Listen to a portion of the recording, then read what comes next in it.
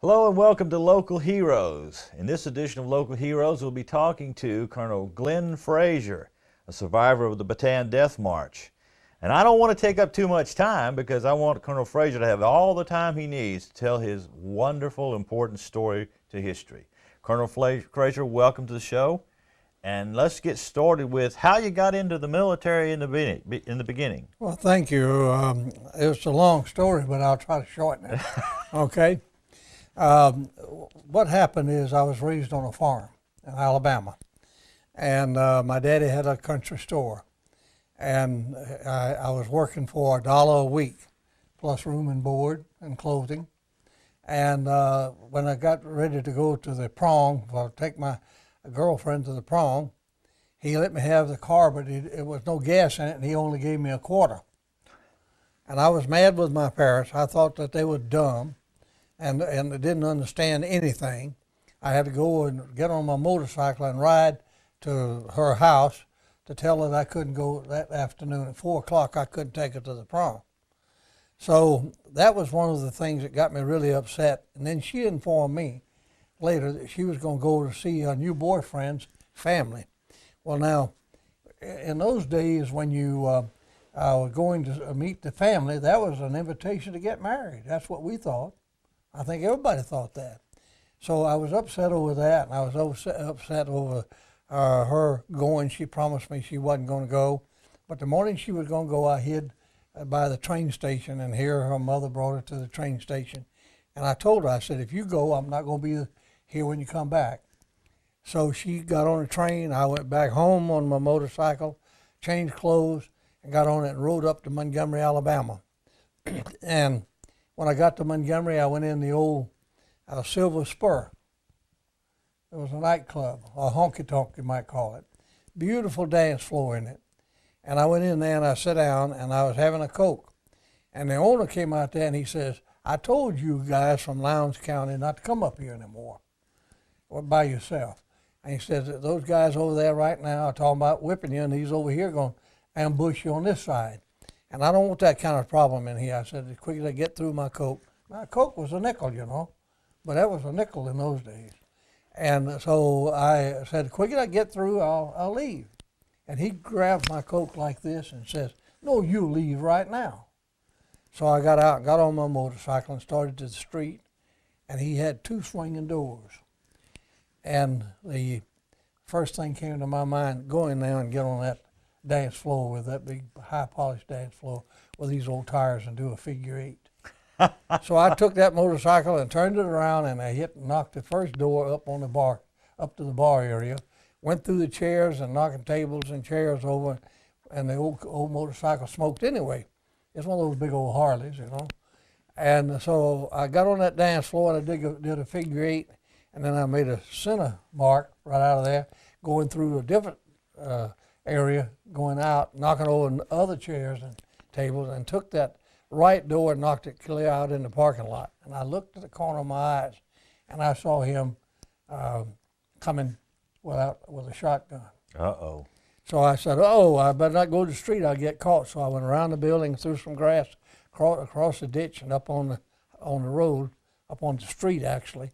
And I went down to a service station that I'd always stopped at, and I knew the guy real well, and I told him what I was doing, what I did. He said, you are crazy. He said, you know, that guy is the meanest guy in this country. He'll hunt you down and shoot you down like a dog.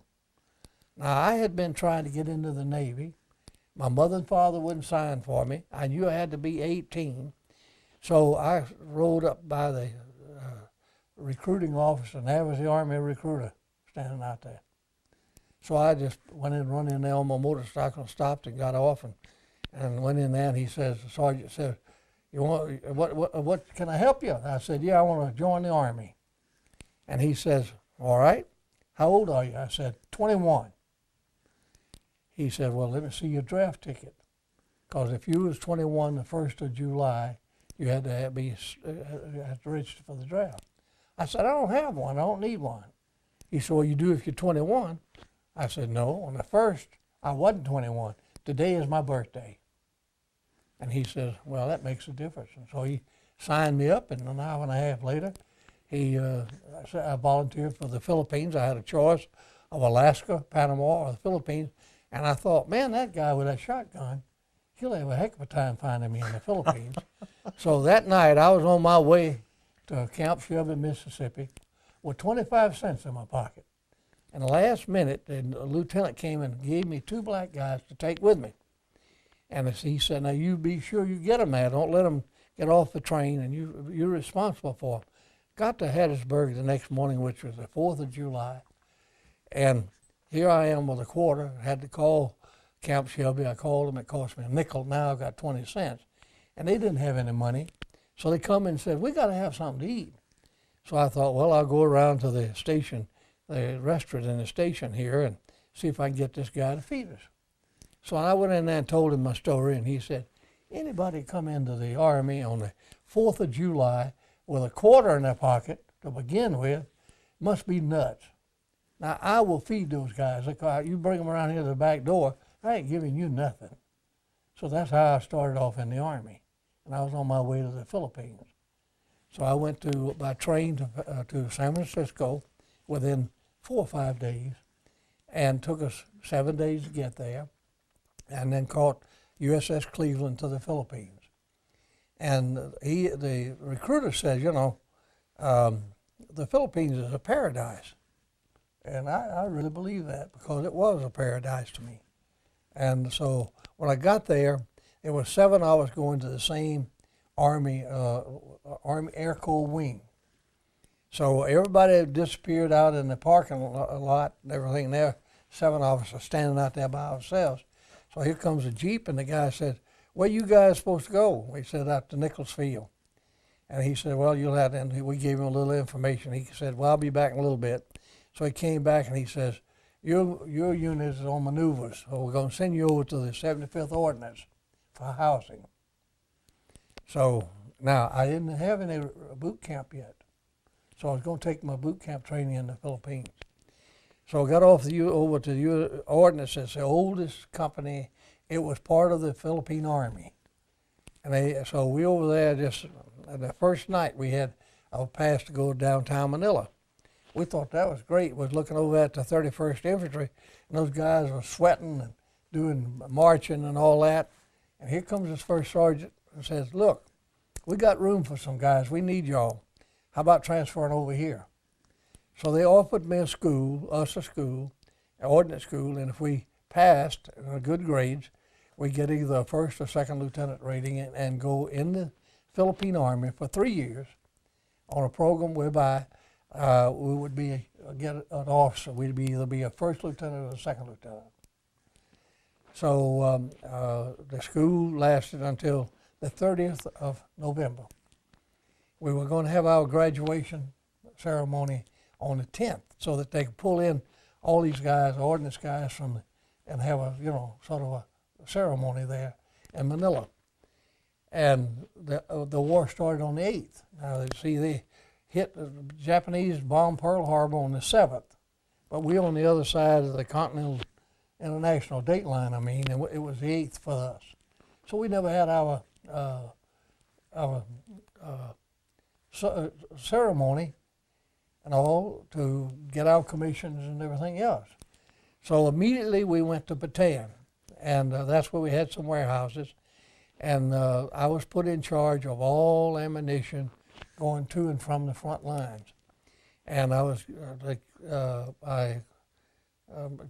Colonel gave me a first lieutenant's rating because of my lessons and my grades. So I was the head guy with 32 other men to start with on the detail of getting to and from the front lines. When I got to the front lines the third day of the invasion, after the Japanese 14th Army invaded us, some of the Filipino Army was there, didn't know the difference between live ammunition and practice ammunition. They was up there shooting blanks. And so I got them some real ammunition, and boy, they had a fit. They said, hey, you shoot them now, they fall. Otherwise, we shoot them 15 times and they don't fall. So that started off the war for us, and we really fought a savage fight in the Philippines. nobody will really understand what we did and so forth, and I'll try to explain it this way. When General MacArthur ordered us to retreat back into Bataan and draw the line, that's what we did. He notified Roosevelt it was a success, and it wasn't. The road was only one road to Bataan, and they had trucks lined up, and the Japanese dive bombers was bombing the trucks and killing them, killing Americans and Filipinos. We lost a lot of trucks. We lost a lot of. They forbid any rice to be taken back there, and any food stuff to maintain a war, and it was a complete disaster. Well, when we drew the line, the non-coms and the officers on the ground set the rules. What General MacArthur said didn't mean nothing. And I'll tell you the truth, we didn't care whether we heard from him again or not, because he was walking around in a daze for about a week or 10 days, saying, want to know what their intentions are. Well, you know, I'm not a rocket scientist, and I know that if it's the 14th Army, the best they've got, the Japanese have, they've already landed, and they are now 10 or 15 or 20 miles inland. Nobody can do anything but come to the conclusion that they're going to take us. Isn't that right? That's their intention. If they're invading you, they're going to take you. That's their intention. So anyway, we stopped them, and we started killing them. And we moved slowly backwards. We had to back up some, and we called it a strategic withdrawal, not retreat. Now that was something, you know. So with me getting ammunition to and from the advanced dumps, I had to see that the dump was set up, and if it was going to get lost to the Japanese, I would have to take it or blow it up. And it was a pretty rough job. We found ourselves, the Filipinos, due to communication problems, we'd be in between the front lines many, many times. One time I was up on a mountain, on a top of a mountain where there was a three road intersection, and I had a 155 gun, a big gun. We're trying to save it. Went in there and repaired it. I'm pulling it out of there on the truck I was driving. I had a helper with me. And they at the top of that hill was a command post between the Japanese and the Philippine Army. And they'd take that, every 2 hours, at the top of that hill would change hands. Wow. And that went on for all afternoon one day and then until the next morning. And the next morning they said, somebody run down there and said, go, go. So we took off, and as we got to the road intersection, we saw Japanese putting up a. Welcome back to Local Heroes. Right before the break, Colonel Fraizer was telling us about getting 32 holes in a truck they were driving in, and nobody inside the truck got hit. Colonel Fraizer, that's pretty amazing. Well, a lot of things happened that was unusual, but I just figured I had a guardian angel follow me. You must have. And but the time that we fought the Japanese 14th Army for 4 months. It was a savage fight. It was some hand-to-hand combat. It was with these ammunition trucks flying the red flag, and it was every day something was strafing and bombing and so forth, and it was a real hard battle. And we killed so many Japanese until eventually we had a lull. They had to send reinforcements from as far away as New Guinea. Now, the significant part about this whole thing is the 14th Army was supposed to take us, and it was to take us by the end of January, and then to Corregidor right after that, and then go to Australia. Okay, well, that didn't happen because we tied them up. But they launched by barge several thousand troops to try to cut us half in two. And that happened the end of January, first part of February, 1942, end of our battle already. And they tried to land on the end of Bataan, and some of them got on the wrong beach, and some of them came in at the Agaloma Point. But that whole thing was called the Battle of the Points. Now, if they had been successful in establishing a beachhead, and they could have cut us off, because they took from the front lines, they were going to go in the most rugged part of the front line and try to link up and cut us in two. And if they had, Bataan would have fallen in no more than 10 days, and they could have taken Corregidor real quick. Now, MacArthur was still on Corregidor, so we held them, and I went to hand-to-hand combat. But anyway, there was about 5,000 Japanese on Agaloma Point. Now, Agaloma Point was like a horseshoe, and the bluff went from 450 to 500 foot straight up nearly, and from China Sea to China Sea with this great big, huge beach in there. So Corregidor's guns could go over and hit the northern part of that horseshoe beach.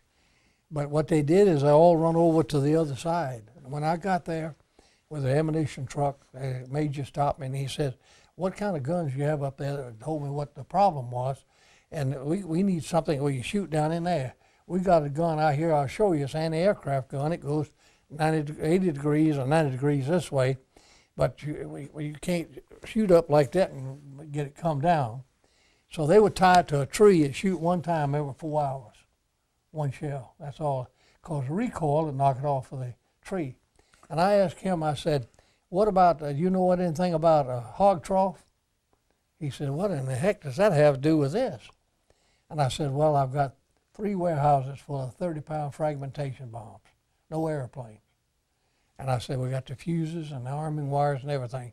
If you can build chutes backed up to a tree where we can tie the arming wire and by hand slide them down off the bluff and stick the chute out over the bluff as far as you can with what you got to build them with." I said, "I'll go and get the colonel. If the colonel will let me have them, I'll bring back some 30-pound fragmentation bomb. We'll drop them on them." Now, I don't know, you know what a 30-pound fragmentation bomb will do. It's like a 30-pound hand grenade. Exactly. What it is, it's for troops, and it breaks up in little pieces like this, and it's just like a hand grenade, except it's 30 pounds. So I went and got the bombs, got 3 truckloads, came back down there, and they had 17 chutes built over on that side where the Japanese were. So we started sliding them down on them and killing them, and I mean, we could hear them screaming and hollering and shooting and going on, and some of them did climb up. Approximately 200 of them climbed up the bluff, and I went down to the west point of the beach trying to get my men and get them back up there where I was going to leave, because we just about killed them. And this Japanese jumped out of the bushes. Now, when you're in hand-to-hand combat or in close quarters, they don't want to shoot their rifle because they know that their rifle sounds different from your own or the enemy. I didn't want to shoot my .45 because I would give away our position. I didn't know how many Japs was around there. So he lunged at me and I jumped aside, and I had a BAR trying to get off my shoulder, and he caught his bayonet caught the clip just as it went into the stock, and it jerked it because he had all his force. He jerked it right out of my hand. Now he's standing there, he missed me completely. He's standing right by the side of me, so I just reached and grabbed him around the neck and did like this, and I reached and got my hunting knife and stuck it all the way through him, stuck it into a little bit into my chest, into my stomach area. About maybe 1/8 of an inch. Made it bleed a little bit, didn't bleed that much. I didn't know whether he was dead or not. At that point, I could care less. So I took him and I drug him over to the bluff, and I threw him off that 500-foot bluff. I know he was dead when he hit that. Might have done it. That might have done it. Got rid of it. But that was one time that I was in combat, hand to hand, and another time that I was up at the front lines, and they overrun the Filipinos, and they caught us at the 3 or 4 of them came in, and we didn't get to kill them because they run after but we encountered them hand to hand and took the rifles away from them. We shot at them and missed them because they were running like everything. But all in all, I was in the front line, between the front lines several or many times, trying to keep our ammunition from getting confiscated. We got to the point where we would prepare our ammunition dumps to blow them up before we loaded them, before we set up the dump. And we would go back in the bushes, get our trucks out of there, and wait till the Japs got all over it, and then we blew them to Kingdom Come. And we did that to 5 railroad cars. It must have been 80 or 90 Japanese soldiers got on these 5 cars to see what they had, and they were loaded. It was loaded with 155 powder charges, and you can imagine the black powder. We blew that, and I can close my eyes right now and imagine, just about see them going through the air like this, 40 or 50 feet in the air. We blew them, and then we took off. And it was a rough deal all the way. Now, it came on down, and I know I can't take too much time, but it came on down to where we retreated back into our last ditch. We didn't have any food left. We ate all the caribous, we ate all the horses, we ate all the mules, we ate all the lizards, which was iguanas. We even some of them started shooting monkeys. And they got down to the point where they had 1 can of salmon for 35 men and some rice. And our rice was running out. MacArthur let the USAF, or his office, let approximately 35 or 36,000 old men, women, and children into a camp that the Army had to feed. So we run out of food. There was something like 70,000 tons of rice within a short distance of Bataan, and USAF headquarters forbid anybody to move it into Bataan. And it's very obvious that MacArthur had a plan, and his plan did not include us being saved, because he and his radio station lied all the way about the help coming, reinforcements coming. Had a guy get on there said he was flying to the Philippines, and as far as he could see from one end of the sea to the other were ships coming to reinforce Bataan. But we never got anything up or out until the last. When he decided he was going to go to Australia, they took him out on a PT boat. Well, we didn't find it out until later. Well, our attitude was, thank God he's gone. And we knew that was doomsday for us. And we knew that our time was coming, that we would be surrendering. And they didn't do anything to prepare us for the Japanese. We didn't know their language. We didn't know anything about them. And they did nothing to help us. Hello and welcome to Local Heroes, a veteran show on WKFK TV 7. Tonight we're talking to Colonel Glen Fraizer again. We're going to continue this fascinating story. Colonel Fraizer, when we left this story in our last show, you had just been pushed back and you had no supplies, no ammunition, no food, and it sounds like you were about to surrender. The American Army is about to surrender to the Japanese. Can you pick it up from that point for us? Yeah, please, we really had no choice because we were out of everything. We didn't even have iodine to treat our water, and most of the guys had malaria. No preventive for that, and it was a chaos situation at the front lines. See, my job was going to all of it. I was everywhere, and I saw these guys that'd be sitting there on the side of a hill with the guns and all the guns that he could reach and get, and waiting for the Japs to kill as many as he could, because he may have his leg shot half off or broken or things like that, and he was just going to sit there, and that's where he's going to die. And they couldn't get him to the hospital, no way. And if you got him to the hospital, he couldn't get anybody to see him because they were lined up on the outside on the grass, about 4 or 5 deep. So it was a chaos situation, and we knew that it was coming, and we knew that our time. Now there was an option that somebody said somehow you could try to get over to Craigadoa, but we really didn't want to go over to Craigadoa, and so we got word that General King surrendered us, and we were supposed to lay down our arms and go to a designated place and to meet the Japanese. Well, we blew up the warehouse. I mean, the warehouses on top of the hill. It was like a big 4th of July fireworks. We blew the top of that hill off, and we buried our flag. Had a ceremony to bury our flag with the intentions of coming back and getting it. We put it in a aluminum type container, and we had a little monkey that came out of the out of the trees at the very beginning. I maybe ought to have told that too a while ago, but anyway, in the first air raid on Craigador and Nichols Field and Clark Fields, where they destroyed all the planes and everything, the first day that they hit Pearl Harbor, they hit us, and they did that. This little monkey come out of the tree. He was about this high, little gray monkey, and he jumped up on the table where Mahoney, the mess sergeant, was, and started going, yang, yang, yang, yang, yang, yang, just screaming, just looking up at him like, telling him, what are you doing?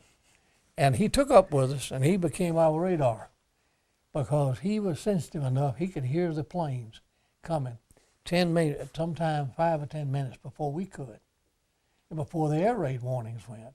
Amazing. And he got to the point we had a few P-40s. Now, when we heard a P-40, we didn't go running and go to the foxhole or anything. Neither did he. He knew the difference between the noise of the Jap planes and our plane, which we had very few of. But anyway, so we shot all the engines in the truck and tore up everything, took the guns we had and took all the parts and threw them all in the jungle, and just destroyed everything we could to keep the Japanese from having it. Well, that was a patriotic thing to do, but it was turned against us a little bit later. Now, Gerald and I was way up on the West China Sea coast that morning after we got through blowing up the top of the hill, and we had some problem with the truck, so we shot the engine in it, and we walked down to Marvelis runway, and that's when we turned ourselves into the Japanese. We had a boat stashed, and we were trying to get to it, and they caught us. The Japanese caught us as we were trying to get across the road, and they put us in front of the tanks, and we marched down there, and they lined you up, and you took everything out of your pockets and so forth. He had a little old nickel-plated .32 pistol, and he wanted to keep it. And it was apparent he had to get rid of it, otherwise they'd have shot him. So he faked a fall, and he fell down and threw it in the bushes and got it away from him. And we went down there and lined up, and if they found anything on you that looked like you got off of a Japanese soldier, they just drug you out back and shot you.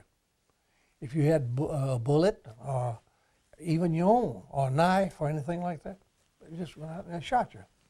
Right there. So it was late in the afternoon, and we started our march. Well, Gerald and I knew where there was a trail that we could go over and cut off some of the road and join up over on the other side of this sort of it was not a mountain, but it was a big hill up next to the mountain, up next to Marvelis Mountain.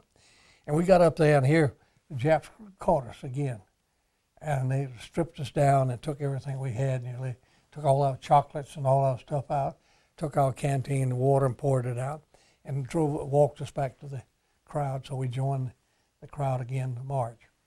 So we marched 6 days and 7 nights. He and I did, without stopping, with no food, no water, and no sleep. On the 5th night, there was a little shower, and we got just enough water to sort of moisten our lips and our throat, not enough to swallow a good swallow of water.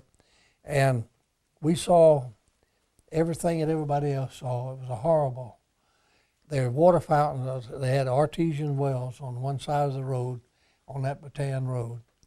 And it was the first artesian well we saw. There was 75 to 150 maybe Filipinos and Americans' bodies laying there where they either shot them or bayoneted them trying to get a drink of water. You couldn't touch your partner. If you did, they shoot both of you or bayonet you. They took guys and tied them to trees and bayoneted them. They buried them alive. The guy's body was laying on the side of the road, and I saw 12 trucks coming, and they swerved to go and run over him, and all of them did. And when I passed up there, I was coming up on him, passed, and his body looked like a squished frog on the road.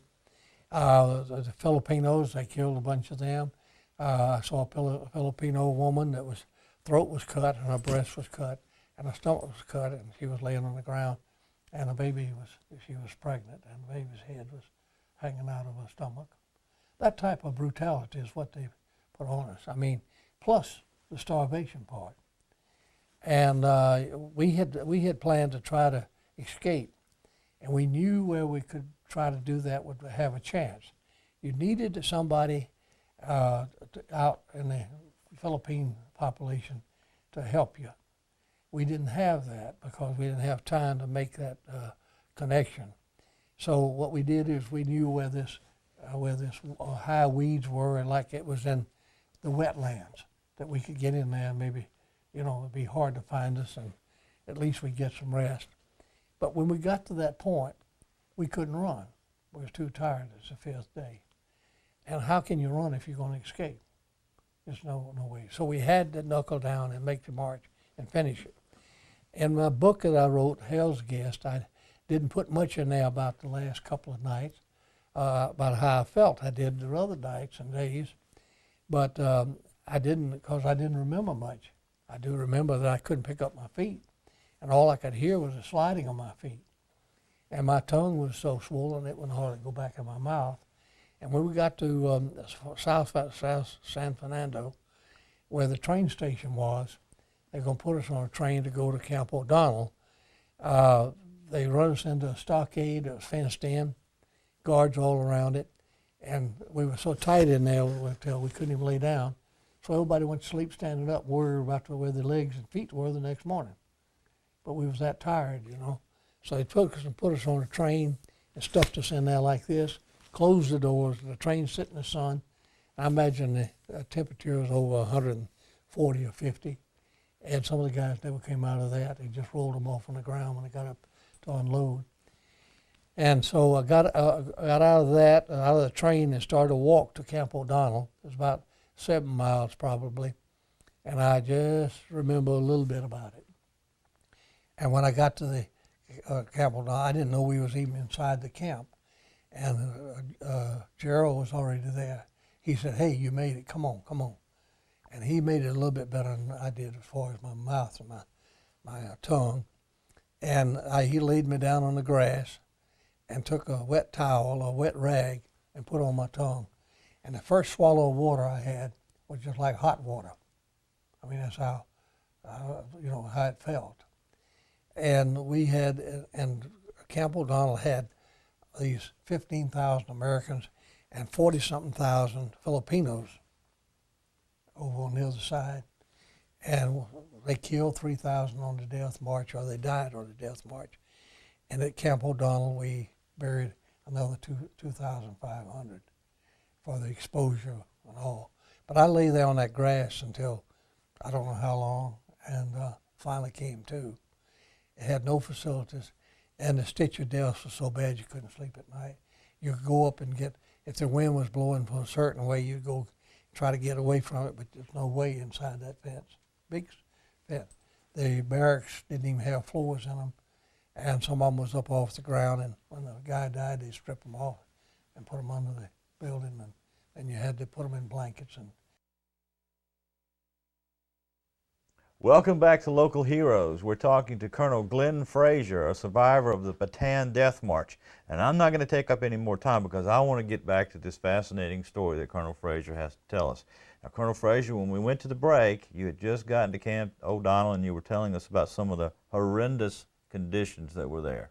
yes, there was no sanitary conditions, no facilities, one spigot of water for, say, 15,000 men. I saw men fight over water like pigs, like animals, and I can understand why. Because if you get a certain point, you do turn like an animal. But anyway, it was terrible.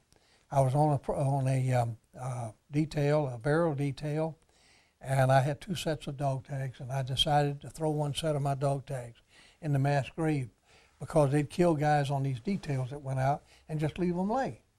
And in that case, they'd be missing in action. And I thought, since I left home on the condition that I left home, at least I could have some closure for my family. So I did, and I threw it there and dismissed it from my mind because I had no idea that I'd be sent to Japan. But anyway, that's another little story we'll get to later. But anyway, it was so bad until you could go and get with the wind, and the area of the wind was blowing, and you could still smell the stitch of death to the point where you couldn't hardly breathe. So the first big detail that came up, I volunteered to go. I didn't care where it was, I didn't care what it was, just so I could get out of there, because I knew that my time was limited, and like everybody else's, okay? So I came up and I did go on a road detail called the Tiobus Road Detail. We went down into southern Luzon, 306 men, and we went into the jungle. There was another march of about 20 miles, which was tough on us, but we made it. And we went into and when we got there, there was right by a river, there was no building or anything. So they made us we just made our beds laying on a sandbar right in the bend of a river. And if it rained, we was out there in the rain, just like animals. And we would get up the next morning and they gave us picks and shovels and put us in certain groups, and we went out and started moving dirt to build a road through that part of the jungle. And that was to hook up the northern part of Luzon to the southern part, where heretofore at that time, if you got from one point to the other, you had to go by boat. So we was in this jungle, and the conditions was terrible. And we had one guy that called the killer that beat everybody, beat a lot of them nearly to death, and some of them did die. That's where a friend of mine, Leishman, died. And I made a segment in It's a Miracle show about finding his son. He asked me, and he had a premonition and a prediction that I would be the only one he knew there that would come back to America. And as a result, he asked me to find his son and tell him he loved him, because he never did see him, because he was born after he left the States. So that was the road detail lasted for 3.5 months. And at the end, there was only 25 of us left to go back to Manila, to Bilibid Prison, which was a temporary hospital. We were so dirty and filthy, and from that detail until when we got up on trucks in front of the hospital or the Bilibid Prison, the guards and the Navy corpsmen came out there and said they wouldn't touch us. They had to roll us off. We couldn't even get off the trucks. They rolled us off on the ground. And so the final upshot was go over and get the fireman's water hose and wash us down in the middle of the street like dogs or animals. And then they let us inside the Bilibid Prison. And that's what they sort of rehabilitated us some. We had a little bit of rice in the morning, a rice at noon, and then the rice at night. And I had some friends that was the girl that I was going with in the Philippines there. They had some way of signals to me, and they would throw sugar cakes over the wall and some things over the wall. And I got them, and I got a little bit better shape. So they sent me to Japan. I went to Japan at the 20th of October, 1942. Got to Japan on the 2nd of November, 1942. And we were told that we were guests of the emperor. Well, we thought we was going to be, we thought this was an upgrade. So we were sent by train from Moji to Osaka number 1 camp, and lined up in the parade ground as usual, a long talk by the commander, and this ceremony goes on for about an hour and a half, telling us all the things we had to do and what they expected of us. And if we didn't, we would be beat. If we didn't, we would be disciplined. And if we didn't, we would be eliminated. So that meant killed if we didn't follow their orders. Now, we were doing unloading railroad cars, working in foundries, factories, lumber yards, or brick kilns and so forth, moving brick, anything that they could do to keep us working. And they fed us a little old bowl of rice in the morning, and a rice ball for lunch, and another bowl of rice at night. Now, that's all we got except what we could steal. But I guarantee you one thing: if we saw a Japanese bring a lunch to the work site, somebody got it before he got it, even if you had to take a beating. So we started getting ourselves organized, and as a result, to sabotage everything we could. We would steal anything that was of value, and if we could get it out of well, the guards wouldn't search us so much when we was going in, but for instance, if we stole a wrench, we knew they would, when we got to the camp, they would search us. So we'd throw it in the water or throw it in by the side of the road or in the bushes or something on our way home. Just steal it to get it out of there, anything. The first thing we did is that, first thing that was done, we were in a foundry, and they had these elevators that go along the foundry, along, on these rails up above, and they're electric. So one of them had to be worked on, and this guy's up there all in between the wires, working on it, and the switch for it was down there by the door. Uh-oh. So they had some things stacked up there like forms, and you couldn't see the switch from unless you was right up there. Couldn't see. So, but that was on the way to the benjo. That was our toilet, called the benjo. So this guy goes up there and flips the switch, and if the guy said, and it fried him, and he rolled off. That's the first one we got, accidentally on purpose. So somebody went up there and then turned the switch off, and they never did know what happened. I mean, we planned things to do to them because trying to get even with them, because they wouldn't give us more food. They wouldn't give us anything. They beat us, and we had, in details, we decided to start trying to get more food. We would faint. We had a program where one person had to faint every day. I mean, one on each detail, one man had to faint. So we thought it was nothing but fair, with just because they beat you when you faint. So we just rotated around. So it got to this guy Baker from Arizona, and Baker said, "I can't faint." He said, I'm not going to get beat. I'm not going to do that. I'm not going to do it. So we had a guy in there by the name of Allison from Chicago, and Allison never lost a pound in the whole time. He was rosy cheek and everything, weighed about 200 pounds, and he said, "Well, Baker don't faint, I will." We said, "For God's sakes, don't, man." We had to carry him on a stretcher all the way back to, 4 or 5 miles, and we didn't want that rascal to faint. So sure enough, at time of checking, to go back in that afternoon, Allison wasn't there, and Baker was there, and we said, "Oh no." So we go and find him laying up there with his rosy cheeks by the side of a pile of wood, like he was fainted. And the Jap come over and he kicked him and beat him up pretty good.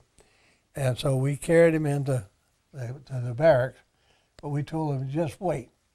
When we get inside the barracks, you will get another beat." Oh, y'all gave him another one. We gave him another one, but the conditions, the physical conditions were somewhat better, but the food wasn't. We were eating most of the time wormy rice, the little white worms with the black eyes. When we first got them, we cover the worms up. Then we eat them without covering them up. And then it got to the point one time where we got a little bit of rice with no worms, and we complained because we didn't have any worms in our rice. We complained about everything. But we started our sabotage program, and now going into the Osaka camp we stayed there. I stayed there about probably 6 months. And it was sort of work detail that they do everything at different places and get different jobs. And each day you didn't know when you was going, what job you'd be on, but you'd be on something.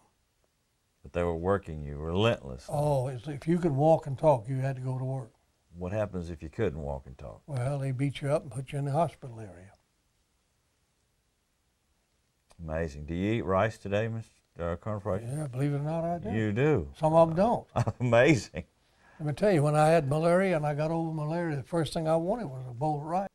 Welcome to Local Heroes here on WKFK TV 7. Our last 2 shows, we've been talking to Colonel Glen Fraizer.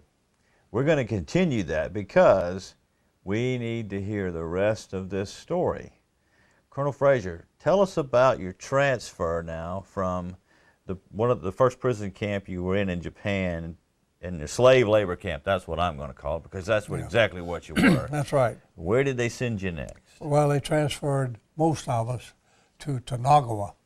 It was a place across the bay from Osaka, and they were building a dry dock there for, and going into the side of a mountain, so they could put a screen, a camouflage shield on the top of it after they had a ship in there, or say 3 ships in there, and wouldn't be detected from the air.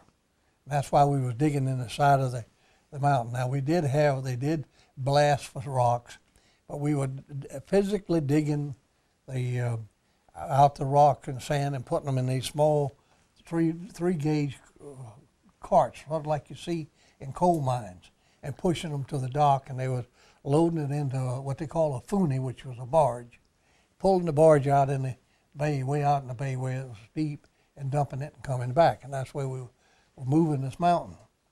By hand? Basically by hand, yes. And we were pouring concrete. In the meantime, they had already started putting the liner in the walls of the dry dock area out of granite rock, chipped in a way that's sort of like a diamond shape. And they'd stood them in there, and they did that all by hand and poured concrete over it. And then we would also pour in the locks, where the locks to the doors to that each one of those bays, we were pouring that, and that had to be special. And we had poles that we were keeping in concrete next to the form, because we wanted the concrete to look like it was good when they pulled the forms off. But underneath that inside, we threw everything we could find in there to sabotage it. And as a result, when they did pull the pilings out and let the water in, they busted, all 3 of them busted from bottom to top.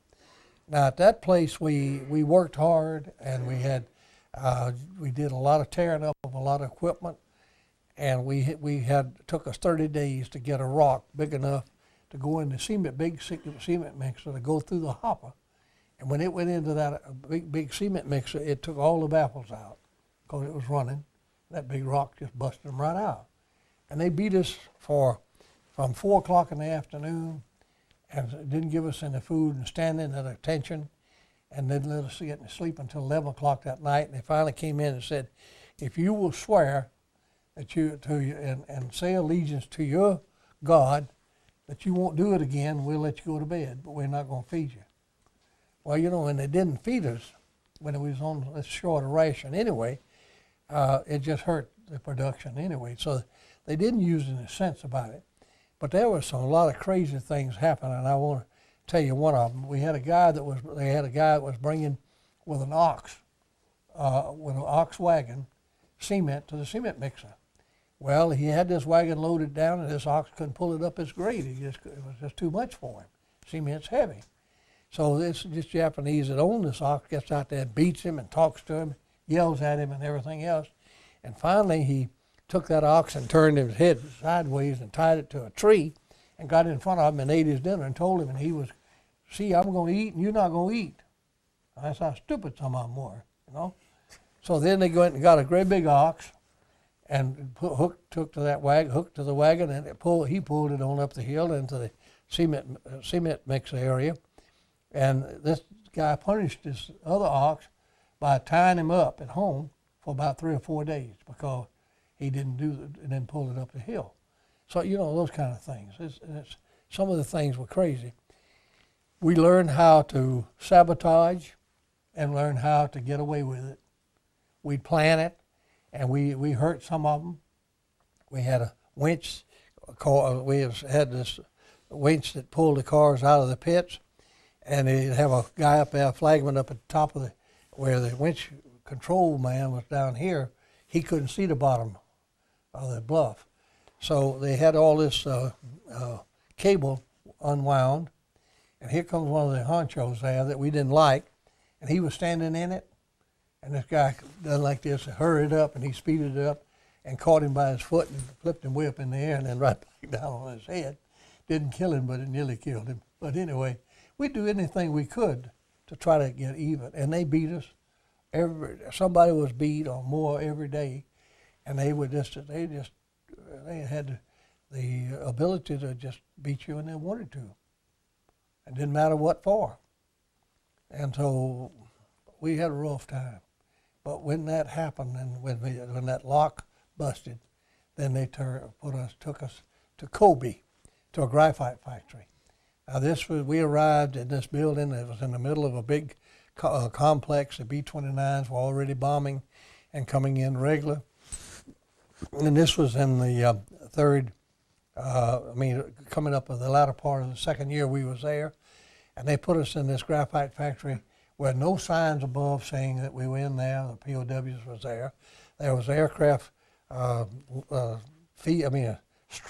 landing strip in front of us, assembly plant right next to us that way, another big parts place for aircraft, and we just knew that the B-29 was going to come in and kill us. And we were making electrocarbon sticks for one-man submarines. So they told us, they said, now, you've got to replace these men we had to send to the Army. And that was the wrong thing to tell us. You know what I mean? So we decided they were getting about 300 a month when we got there. The first month we cut them down 100. They didn't get about 200. We found out the markings of the good ones and the markings of the bad ones at the inspector. And we started putting the bad ones in the good pile and the good ones in the bad pile. And we'd tear them up if we could before we got them to where we were supposed to stack them. And if they was at least sort of soft, we'd break them. We'd do everything we could. And so the next month we cut them down nearly another 100. And the 23rd of the third month, we only had 3 good ones.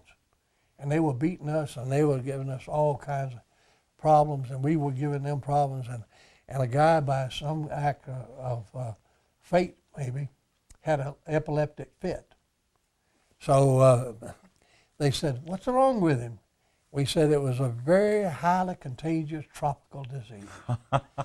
So they got man away from him, put him in a special place, and that night we said, this is our ticket out of here. We're going to get out of here. So the next day we had on every little detail one guy having a tropical fit. It got to the point where if you had 5 guys out there, 4 of them had a tropical fit that day, and the Jap wouldn't come close to them. 10 days later, we was out of there. And they transferred us into Suruga, which was up in the China Sea area on the coast next to Manchuria. And it was one of the main food lines, or the ports that they brought in soybeans, rice, and dried fish. So they cut us up there unloading ships, and we had a good time. You had a GI picnic there, didn't you? Well, we had a GI. I call it a prisoner of war cafeteria, because we ate rice and beans raw, and dried fish. Just eat them, and we steal them and we take them in our caps. We did everything we could do to sabotage that situation. And these ships would come in. And they were smaller freighters, you know. And so what we were doing, we were trying to stop the flow of food going. So what we do was shortcut the railroad cars. If you put 4 high, and around the door, you'd have 2 stacks, two bags of rice beans right here, and that would be the perfect count for 380 bags of beans or rice in that car. So when they wasn't looking close, we'd go in there and put a ring around there, stack it up 4 high, and put 2 down there. And inspector come along. He was short. And he didn't climb up there, check it. He'd ask us how many was in there. We said 380. He put it down, put a seal on the car. So then our thing was to get that seal off before it left the yard, and we never let a car get out of there without getting the seal off, breaking the seal. Now what that did, that mean after it left that yard, somebody down the road broke into it and stole it. In the meantime, we were throwing the bags of beans and rice to get rid of them in the bay. We'd start a fight out here, or some ruckus out here, and we kept just throwing bags of beans and rice in the bay. Kept doing that for about 3 or 4 weeks. And one morning we got close to coming into work, and we heard a big commotion down there. And here was this ship sitting out there about 20 feet out, couldn't even get up to the docks. We done filled the bottom of the bay full of rice and beans. So, so then that was when we were beat, all right? Then B-29s come in and burn our barracks out. And we knew that that was what they would have done to us in Kobe.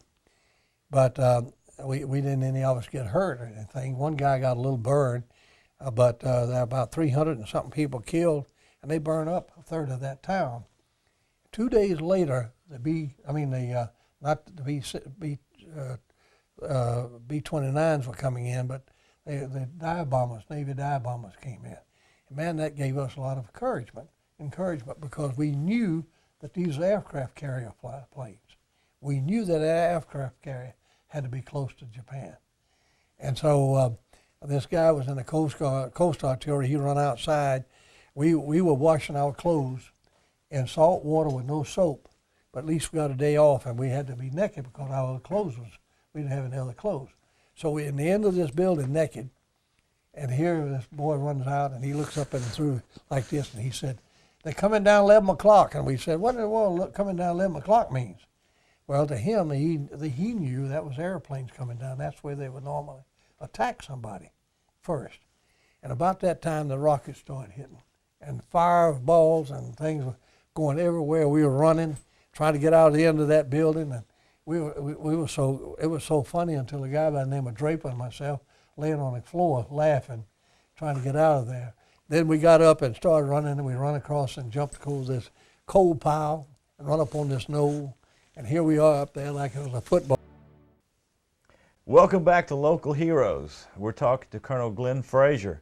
Colonel Fraizer, when we went to the commercial break, you were just telling us about being out on the top of that big mound of coal, naked as the day you were born, being spotted by the carrier pilot. Can you pick up the story from there for us, please, sir? Well, he recognized who we were, and he flopped his wings like this, and as a result, they then, all the rest of the time, they pulled out over the bay instead of coming over us.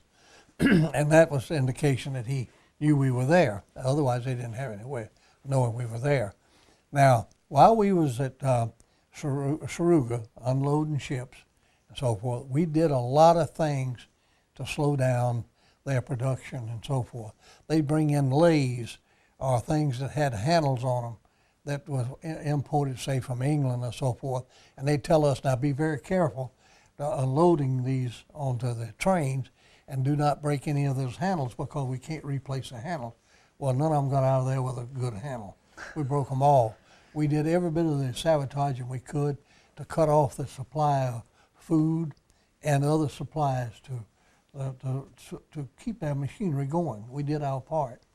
The Navy boys were put on the ships to run the winches, and they took that winch. One of them took a winch and pulled a great big bundle of big net full of hundreds of pounds, maybe 1,000 or so pounds of rice or beans, all the way to the top of the boom, and then hit the button, the clutch, and they went down and nearly knocked the bottom out of that little ship. Now we were burned out, and we were now getting close to we thought the end of the war because the dive bombers was there and the B-29s was coming in regular, and it was just and everything was getting real tight, and we was in a brick kill because we were burned out of what we was in, and they come to us. The interpreter came and said that the Americans had dropped a bomb that was so powerful that if you were sitting 75 miles away reading the newspaper, it would petrify you. And we thought these monkeys had lost their mind. You know, we didn't know anything about an atomic bomb. We didn't know anything about that. But anyway, we just didn't believe them. But the next morning after the first one was dropped on Hiroshima, they took us out to a rice field. It's about the size of a football field. And here comes a truck, and they had, on that truck, the first truck had 16 soldiers and 4 machine guns. And on the second truck, it was loaded with picks and shovels. And they designated us, and they set up the machine guns, and well, we were going to dig our own graves. Now, when you're digging your own grave, you don't dig very fast. No, I don't. You learn how to make a lot of noise and put some out and put some back in and all of that. So, and that was going on the first day, the second day, and the third day we was out there. We had, some of us had what you might call a shallow grave. The guards were nervous, and we was pretty sure we was going to get shot that day. And we had already accepted the fact that we were going, we had planned to try to get one of the machine guns, but we knew in our own minds that we would never make it home, that we would be killed because they had said they were going to shoot all prisoners of war. And they wasn't playing around when they put those machine guns up, and they wasn't trying to impress anything except keep from having to bury them themselves. So that third day, they delayed us going in to get our rice ball for lunch, and finally they went in, and we were just getting ready to go back out to the graveyard.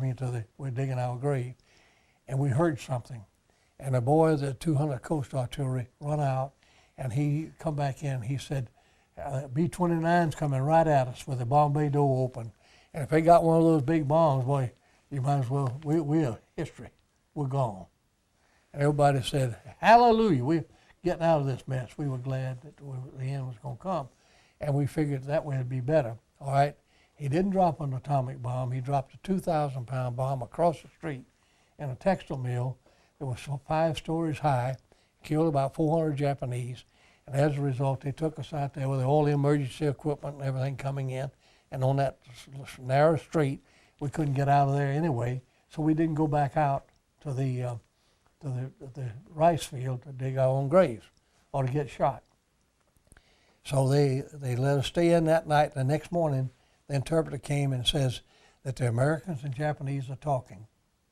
Now that 2,000-pound bomb was dropped at nearly simultaneously to the second atomic bomb. And we understood that they had 30 different locations that they did that. That made the Japanese emperor see that we could kill them all. So they told us that the emperor was going to talk the next day. So the emperor talked the next day, and everything was over with. The guards that we wanted to cremate were gone. They've gone, the guys that had mistreated us all that time. And they put the guards on the outside to protect us from the Japanese, they said. So we, from August 15th until the 2nd of September, they dropped us. We put a simulation of a flag up on top of our building and put the number of people that was in the camp, and they started dropping us food and clothing and so forth, shoes and medical supplies and all that. And this was a great help for us. Well, when the armistice was signed on the 2nd of September 1945 in Yokohama, Japan, we were, all of us were planning on leaving that camp because we saw soldiers going up in the hills with guns and supplies, and we thought they'd go up there and get drinking sake and get drunk and come down there and kill us all. We'd be defenseless. We couldn't defend ourselves. So the captain we had, he got scared, so he said nobody's leaving. So to make a long story short, 21 of us left that camp, got on the train, rode all night that night, and the next morning, which was the 4th of September, we were in Tokyo, Japan. And we made our way to MacArthur's headquarters and turned ourselves in.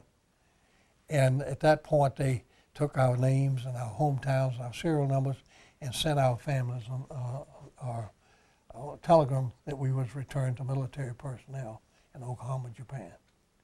So the next morning they flew us out to Okinawa, changed planes. We changed from a C-54 to a B-24 bomber, 10 to an airplane, ferrying them back to the Philippines. So we got to the Philippines, and I thought about that. Dog tags, a set of dog tags I put in the grave. And I thought I better go down and send my family a telegram. So I go down to Western Union, where we were, and sent a telegram and signed my middle name. And they sent them, not what I wrote, I paid for it, but the same thing. Now here's what had happened to my family.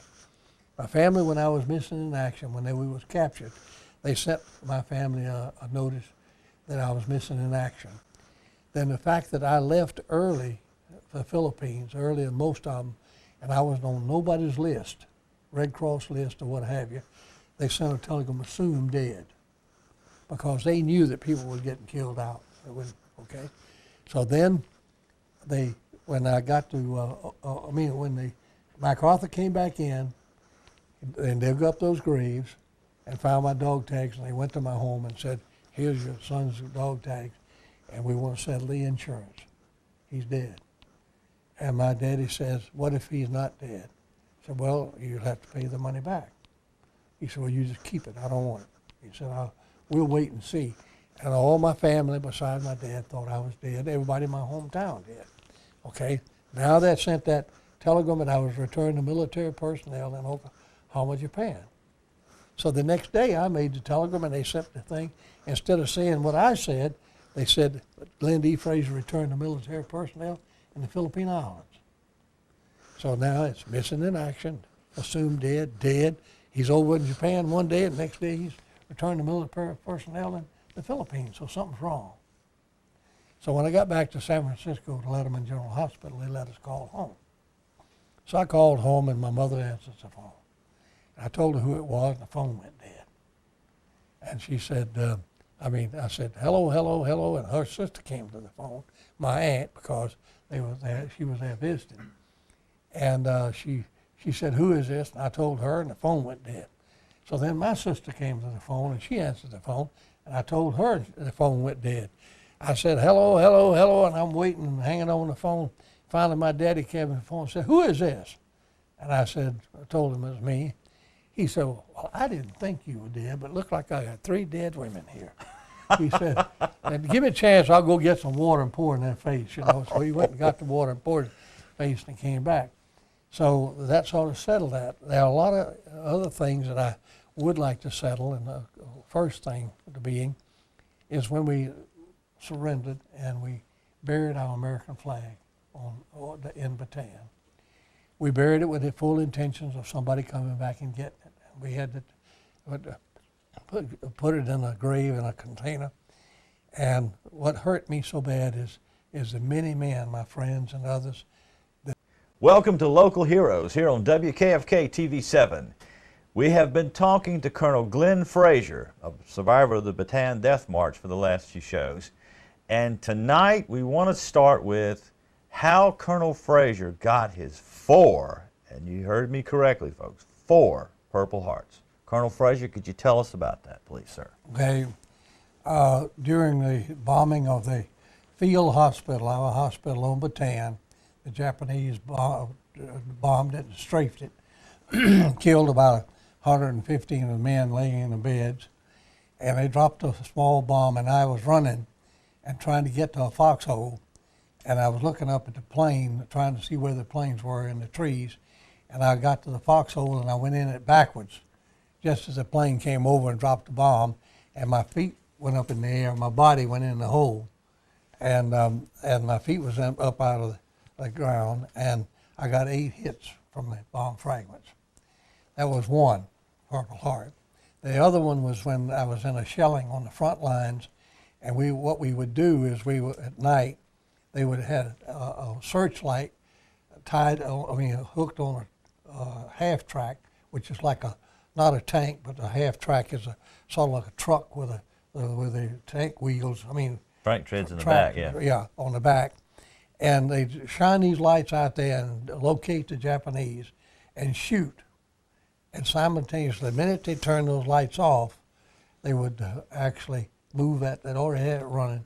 They would move that half track, and seconds later, boom, here comes a shell from the Japanese.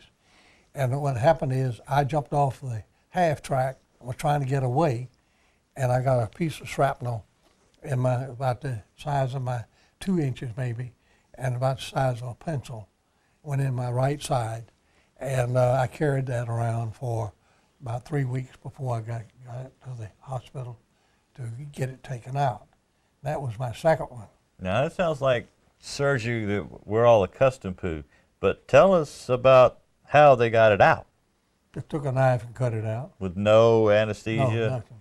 Okay. Pulled it out. That was commonplace most of the time with us. All right, and then the next one was, if you look close right here, I have a Japanese on the Taibas road detail was yelling at me and yelling at the men walking down to a bridge. We were walking 4 abreast, and we had to reduce down to 2 to get across the bridge.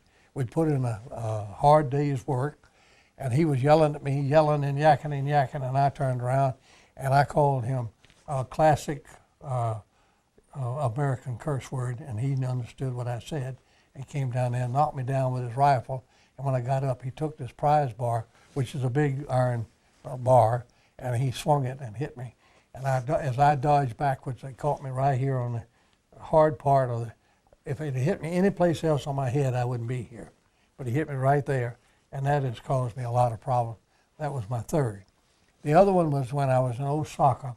They tried to make us goose step like the Germans. And we went, wasn't able to, and so forth. And instead of goose stepping, I slid my feet. And the Jap guard saw me, and he come over there and he bammed me right in the knee with his bayonet. And that bayonet wound caused me a lot of problem. I like to lost my leg over it. They thought we were thinking about cutting my leg off at one time. So that's my 4 Purple Hearts. Now they changed the law. If I had had the laws in effect and I had the witnesses, I could have got 3 more because they passed a law that if they drew blood, if you made bleed by a cut or a beating or something like that, that was grounds if you had the witnesses for another Purple Heart. But I didn't worry about going and trying to get any more. And of course I didn't have the witness, I'd have to hunt them up or what have you. So I just let that drop. But most of the guys could have gotten 3 or 4 because we were beat all the time. And the most significant part about this whole thing is the fact that I wanted to bring out the certificates. So I mean, the numbers here. About 3,000 Americans were killed on the death march itself while they were marching. If you got out of line, if you touched another soldier, they'd kill you. If Filipinos threw some rice cake or something like that, or sugar cake over and you picked it up or you caught it, they'd kill you. If you tried to get water, they'd kill you. And many things, just any excuse. And they'd even take a bayonet and put it in the rack of a truck at night and go down just about and cut guys' heads and sometimes, kill them that way. And it was just a field killing day is what it was. And coming home was one of the greatest things in the world for us. When we walked up to General MacArthur's headquarters in Okama, Japan, and there was that American flag flying, it had one problem, and it was flying on Japanese soil. But it was nothing like the one that's flying at Pier 7 in San Francisco.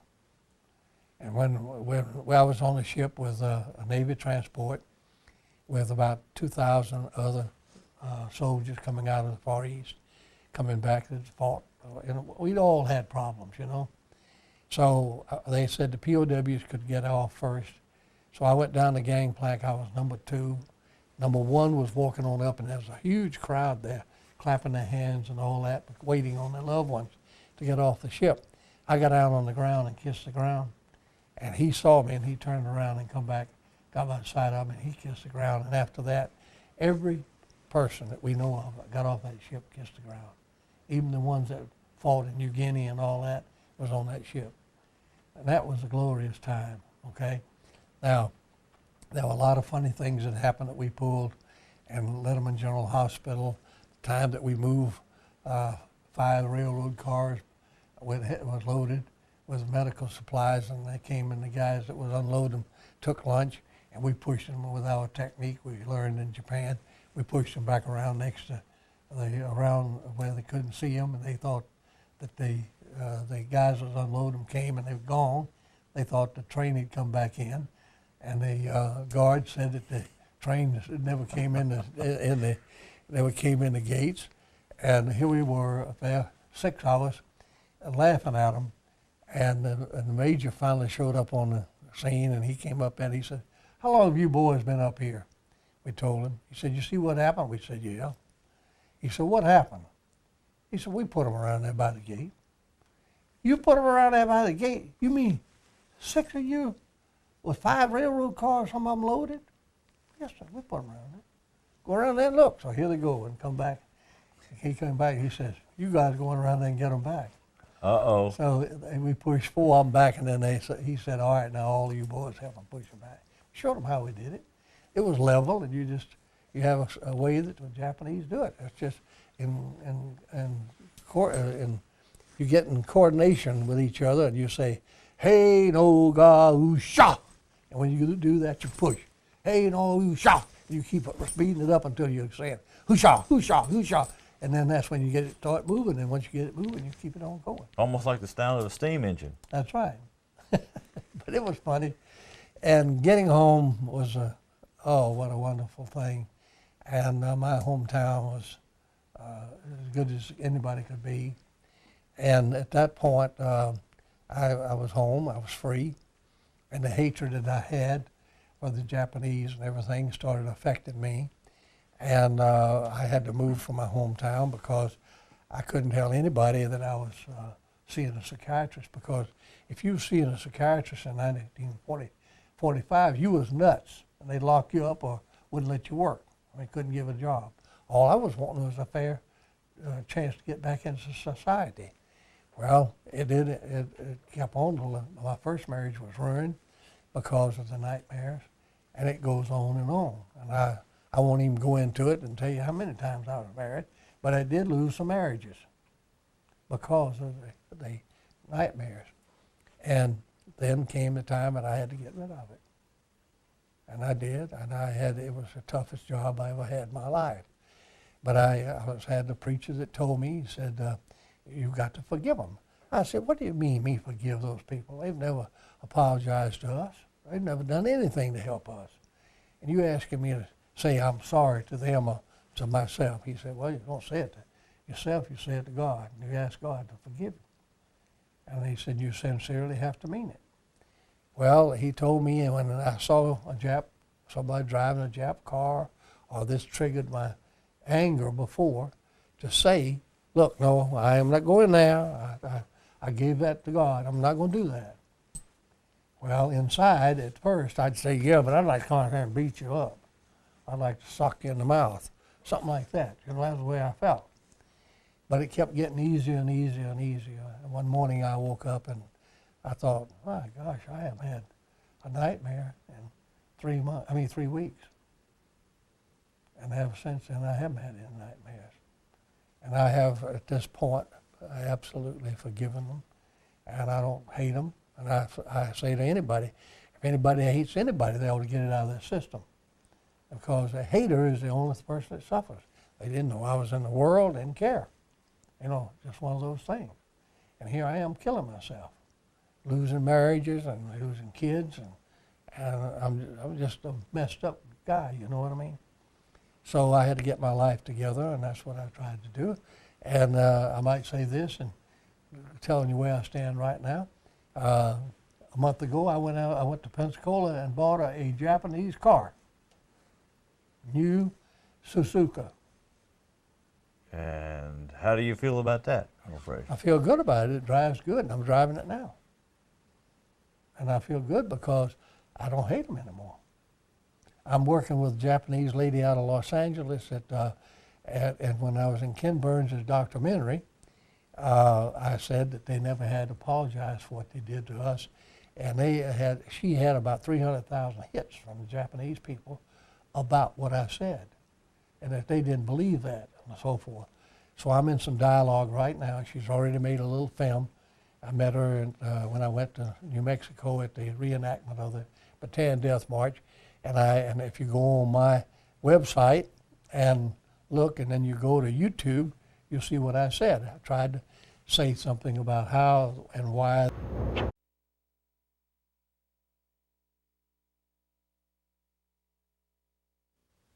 Welcome back to Local Heroes, coming to you from the GI Museum in Goshen, Mississippi. We're talking to Colonel Glen Fraizer. If you've missed any of the shows, they're fascinating. This happens to be the last one. And Colonel Fraizer, I'm holding something in my hand that maybe you haven't seen in 60 plus years. Could you tell us a little bit about that? Yeah, this is a hat, the helmet that we wore, not in the battle particular, but every chance we did, because it had an element of ventilation around your head under this hat that made it cooler. And this is the type of hat, the helmet that I wore during the Death March. As a And matter of most fact, there's a picture of you that exists Yes. today with you wearing a helmet very similar to that one. Well, it's exactly the same helmet. Exactly the same helmet. Same thing, shaped the same way and all. And you'd be surprised how that did protect your head Yeah, I could see that it would. in hot tropical climate. Now, if somebody wants to know more about this fascinating story, you can, and you can read Colonel Fraizer's book.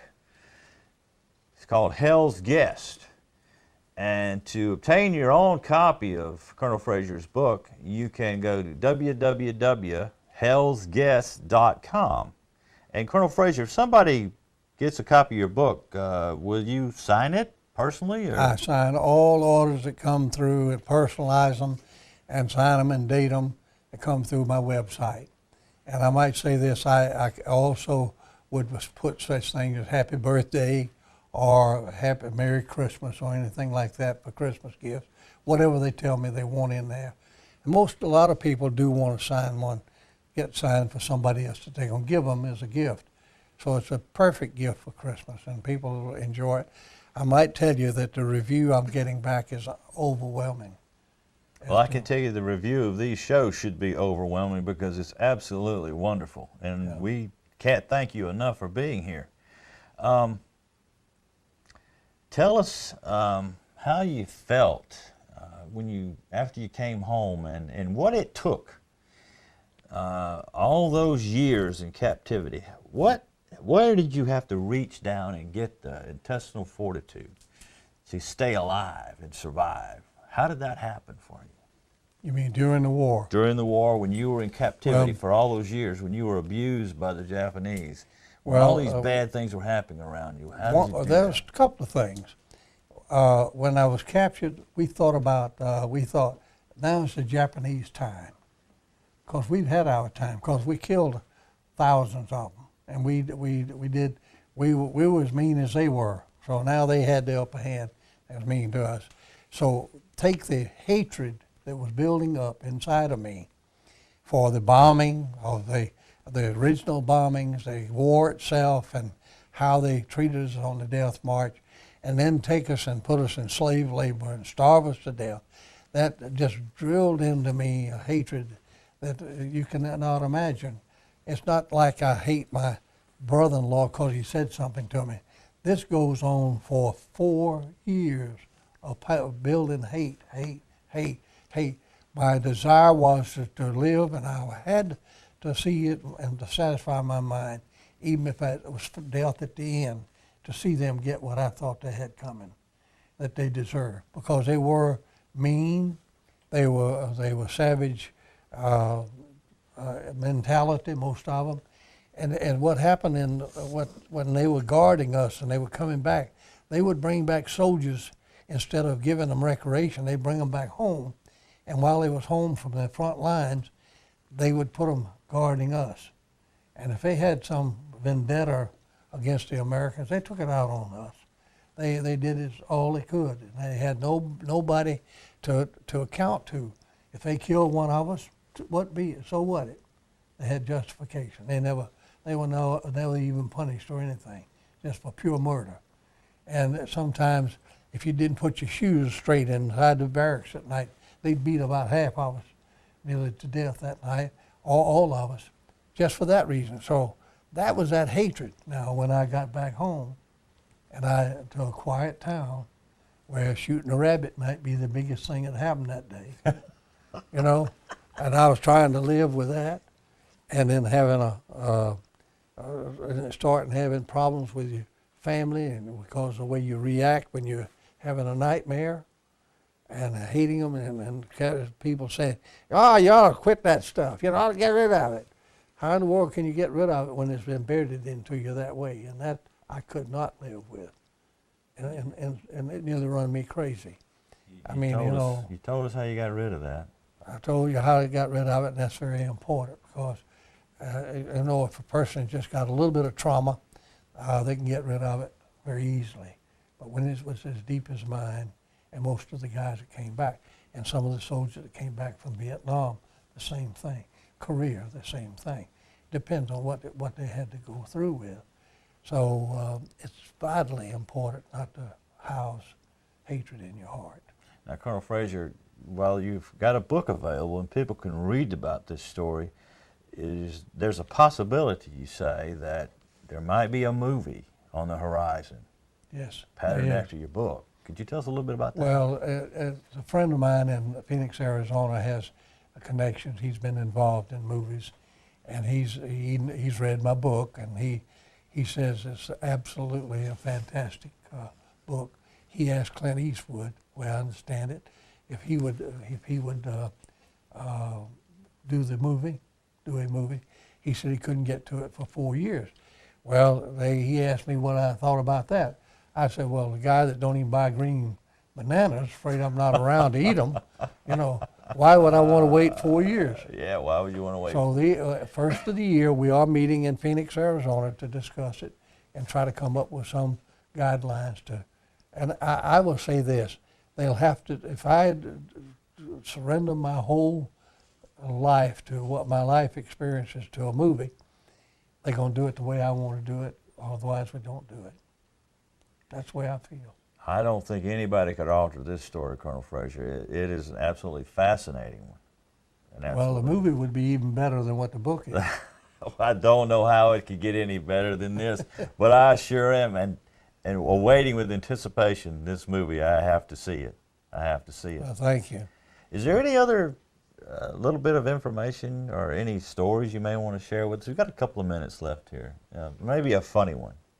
Well, let me tell you that one thing that people ask me, that my girlfriend that I left, and she went and was going to come back, and I told her if she left, I wouldn't be there when she got back. Well, she came back and waited for the 3 years, so right at 3 years, and when they got the notice that I was dead, and everybody in the country believed that I was dead, she went out and got her life and started her life over. And she got married the very weekend I got home. And I saw her once right after that, and she looked at me and she said, "Don't blame me." Now, I said, "No, I don't blame you. In fact, it's just as well because it wouldn't have worked, because I had changed so much. You can't believe how much 5 years of what we went through, how it changed me. And that wouldn't have worked." And that's when I say it that way, because when we discussed, marriage and so forth at one time when we was kids, we was just how we would react, and we could get along and all that, but I'm sure that she'd be like everybody else, get scared of me, because I was sort of vicious when I come out of a nightmare. One question, Colonel Fraizer. Did you ever own another motorcycle? Oh, yeah. Didn't go to any bars, did you? No. Funny things at the Battleship Park the other day. The guy that works over there run in there and said, "Hey, it was a guy here a while ago from Montgomery, Alabama, had a shotgun." And he said he heard that I was at the Battleship Park. Oh, no. Well, that wasn't true. No. Fascinating story, Colonel Fraizer. Any other little tidbit? We got about a minute left.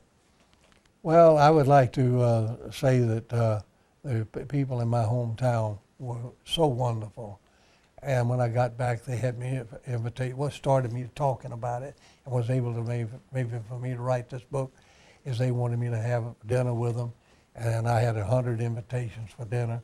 I'd go to their home and they'd cook me what swell dinner, and I'd eat and tell them some of the stories that happened. And it started me talking. And that's another thing about people that are suffering with the depression and so forth, if they could talk about it. And I find out writing the book helped me.